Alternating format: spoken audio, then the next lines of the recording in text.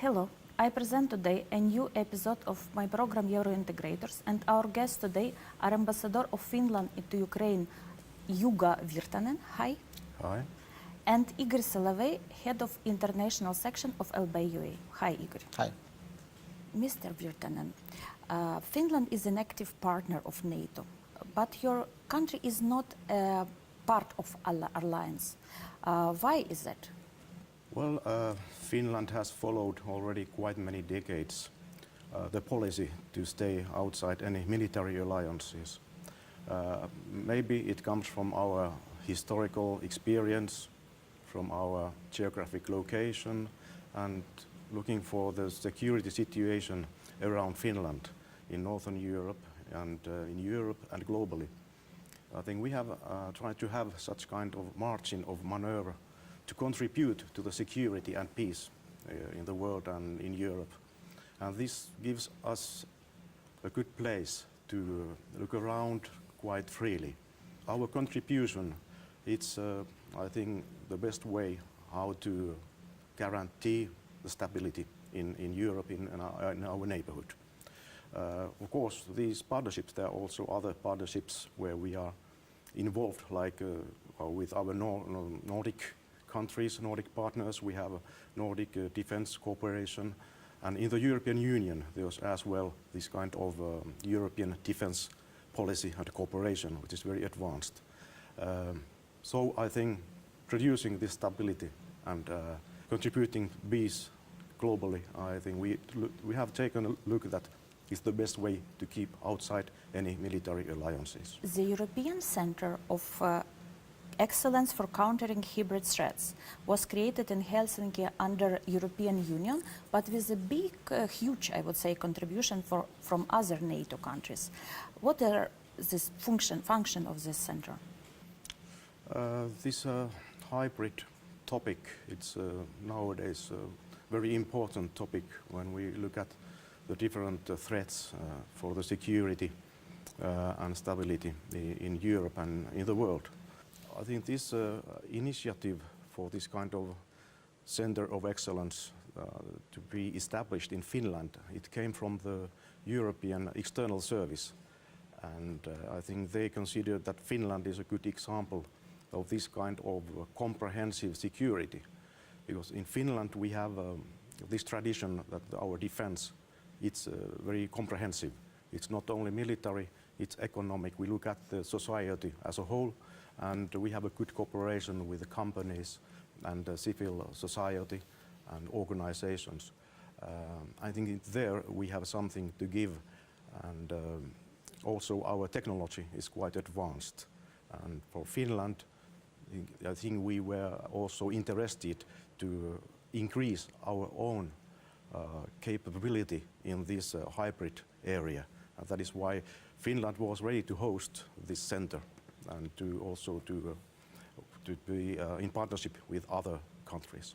But usually such centers of excellence are opened by NATO, or under NATO cover in Riga. They have Center of Excellence for Stratcom, I believe. In Estonia, they have Cybersecurity Center of Excellence. Why it's open in Finland? What is the status of this project? Is it a government project, non-government project? Yeah, it's intergovernmental, it's multinational like that. Today, I think we have 20 different countries who are members of that center. And its function, it's so that it tries to build capabilities for countries to counter these hybrid threats, and also to exchange views there, and also share experiences, best practices among countries. And it's also a kind of facilitator between the European Union and NATO. And for that role, Finland is, I think, an excellent choice. And that provide a platform for new ideas, and also to perhaps to organize exercises and trainings in that area. What is the result of working of such centers? There are some bulletin or newsletters which the center contribute for open public or between members? I think it's mostly between members. Finland is, from the budget of this center, Finland is covering half of that, and other contributing or participating countries, they are contributing another half of that budget. And all these partners, of course, they also give their experience and knowledge to that center. It's a kind of a hub or network where everybody can put their knowledge in this area. And I think it's then quite open and transparent as such. And between being there between the European Union and NATO, it's a quite, let's say, it's a very big family. And if everybody will contribute giving these best practices and to exchange views, I think it will be for everybody very useful. And to increase knowledge also for the societies how to counter these hybrid threats. Igor, can Ukrainian experience be useful in this issue? Очевидно, що так, тому що Україна є полем бою, де інформаційні кампанії... I think yes, it would be. Ukraine is a battlefield for Russia to test its information campaigns in a fighting against Ukraine. So Ukraine is like a testing ground for using and testing of new methods of informational Russian battle. ...методів та методик інформаційної боротьби Росії. Цей фактор і другий фактор... Ukraine's experience would be useful as the country has many specialists. They faced and face Russian disinformation in daily basis and know how to deal with that. Стикаються з російською дезінформацією, і це стосується як громадян України, так і росіян, які покинули Росію. I mean Ukrainians and Russians who left their country for some reasons, and their knowledge and experience could be effectively used to resist Russian propaganda-style campaigns. Question to both of you. Do you think that such center may be to be useful to make in Ukraine too? Oh, it's useful to have as much exchanges of view on this topic, on this issue. And although this center now is they're dedicated to the platform between NATO and European Union countries, I think it's also important to exchange views with other countries. And I think here in Ukraine, in Kiev, there was a kind of forum or seminar on this issue just last November, which was very interesting. It was organized by your Ukrainian NATO cooperation, and we had also from Finland experts from that center, and from our ministry who was people. And I think this awareness of this hybrid theme, it's increasing and it's becoming more and more important, and that needs cooperation and exchange all around Europe. Очевидно, що так, такий центр був би корисним Україні. Yes, such a center would be useful for Ukraine for the reasons I listed above. Still, the practical realization of this project seems rather doubtful in 1 year or year and a half period. This is due to some factors. The first is that Western countries do not wish to create such a center in Ukraine. If there were some their plans or a wish, the center would be already formed. But now it means they lack a will to launch the process. And the second reason, internal political factors within Ukraine that are blocking this process. Створення такого центру сумнівне з огляду на внутрішньополітичні чинники. Your answer is a bit unexpected by me, because such kind of center existed in Ukraine in 2014 till beginning of 2015. It was called Information Analytical Center of National Security and Defense Council, where every morning we gather together with government entities, journalists, media specialists, NATO specialists too, and develop daily narratives and daily messages in the most dangerous period of war. Unfortunately, it was closed for not understandable by me reasons in 2015.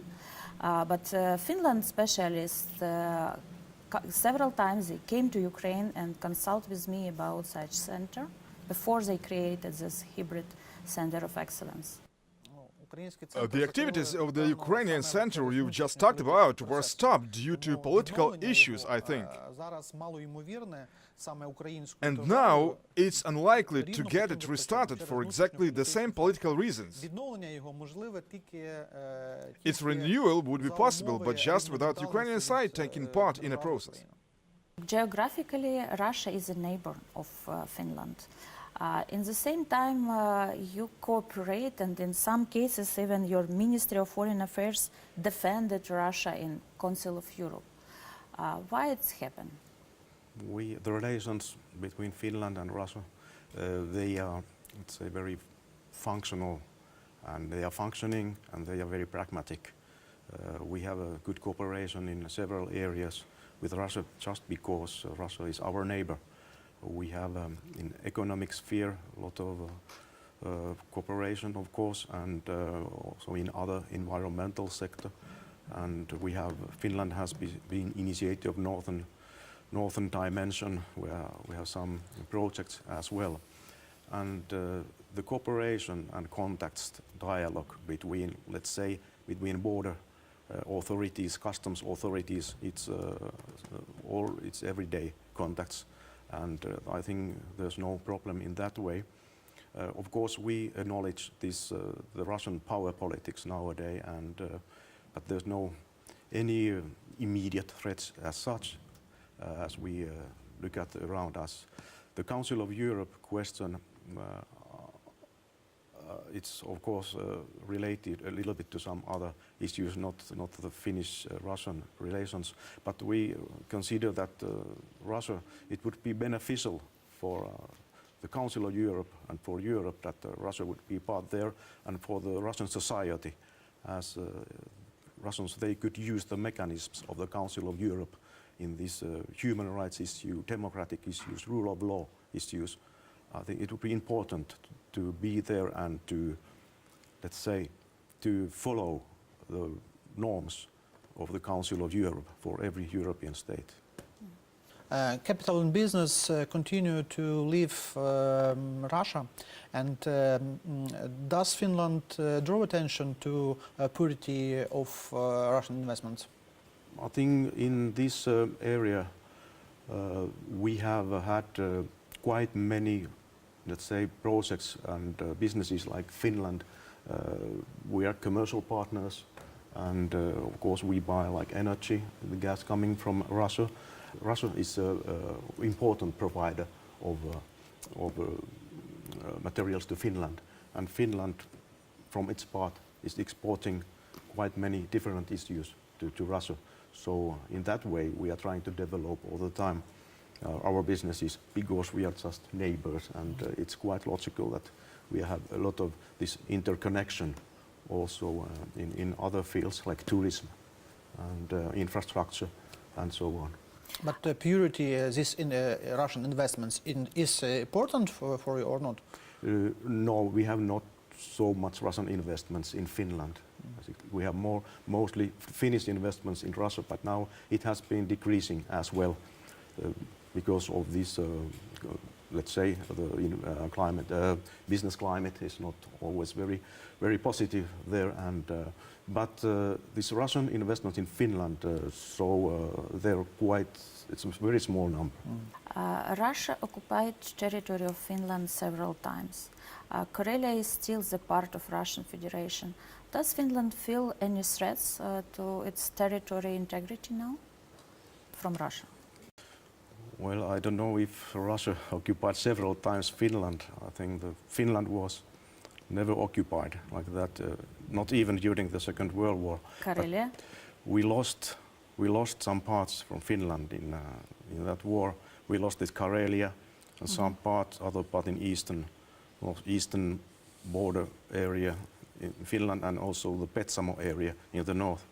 And but all these, it's stipulated in the Paris Peace Treaty, all these issues. And after that, there has been no any discussion or any dialogue on these territorial issues. And whereas, or in the contrary, we are having good cooperation as well in that part of Russia. This what belonged to Finland, And we don't see any immediate threats or something happening now, but being aware that this Russian power politics is now, it has changed, and of course we are worried about this stability and peace in Europe as everybody else. But so, as I told, that with Russia we have a very functioning and pragmatic approach to all these political issues as well. What security threats do you see for Northern Europe? We think that we are trying to improve generally, say, environmental issues, because I think that the threats which are coming, they may be there in Baltic Sea area, it may be in the Arctic area, but it's also related to this overall European situation and also these environmental questions. And I think we try to have emphasis on this type of cooperation to have, let's say, better environment and also infrastructure to develop in cooperation with our neighbors. That's very important. And so that trying to develop commerce and trade with each other in this military or political sphere, I think there's now any immediate big problems. Gazprom started the pipeline development Nord Stream 2 through Finland territory with Finland approval. Don't you think it can increase Russian influence?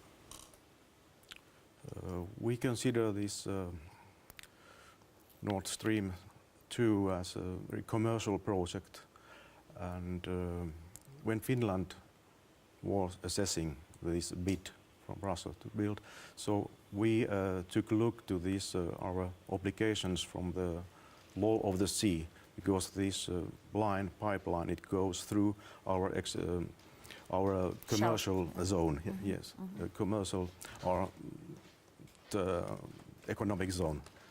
Economic zone of Finland, and so we look at this law of the sea and also environmental dimension, environmental threats to that pipeline, and from the Finnish water law, how it's they're involved in that project, and then we considered it's okay, it fulfills these obligations, and it was said that it's like a commercial project. Of course, we are aware that there are political considerations to that pipeline as well, but we see that it's more like this supply of energy and energy security question, commercial project, not political project. Yeah, but it could be not only energy supply, but it also energy dependence. And war in energy is also part of hybrid war. Anyhow, I think Russia is a very important provider of energy, gas to Europe. That's true, and I think it's very difficult to bypass this Russian provider. I think that is why, and also to Ukraine, we as well, we consider it's important for Ukraine to continue these transit activities, because we see that it's mostly energy supply and the business. Finland stated that sanctions against Russia must be continued. What other methods of pressures to Russia in order to stop their aggression against Ukraine you can recommend or you can see? It's very difficult to recommend anything else, because I think in this international politics and let's say tools what is available to react against aggressions, I think sanctions is nearly, I think, the only possibility what we have at disposal nowadays. And let's hope always that sanctions, they are effective, that it obliges this aggressor to also to take into consideration the losses what are coming from sanctions. But what other instruments could be used, I don't see. I think we should perhaps to improve our resilience to to these kind of aggressions. Everybody should abide by this international law. That's one thing. Yeah. We have these laws. Everybody should follow that. And sanctions are coming when you break those laws, what we have done. And also this, we talked about these hybrid threats.